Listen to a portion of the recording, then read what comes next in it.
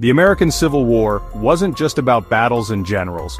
It was a conflict that pushed human endurance and cruelty to the edge. If you think war is just gunfire and strategy, think again. Let me take you back to the 1860s. Over 600,000 Americans died more than in World War I and II combined.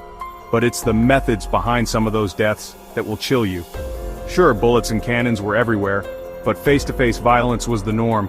Bayonets weren't just for show. Soldiers sometimes found themselves in brutal hand-to-hand combat, plunging cold steel into the enemy. And the infamous field hospitals? They were more like butcher shops. Imagine being wounded and knowing that anesthesia was rare. Limbs were hacked off with saws and infection was almost a death sentence. Then there were prison camps, Andersonville in the south, Elmira up north, where starvation, disease, and exposure killed thousands. Some prisoners resorted to desperate acts just to survive. Torture wasn't official policy, but cruelty happened.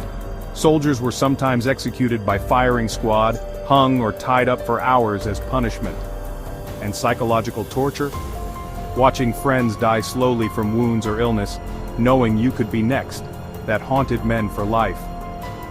The Civil War was a turning point, not just for America, but for the way humans understood the horrors of war. It was shockingly brutal, and it left scars on bodies and on history itself. Think the past was more civilized? Think again.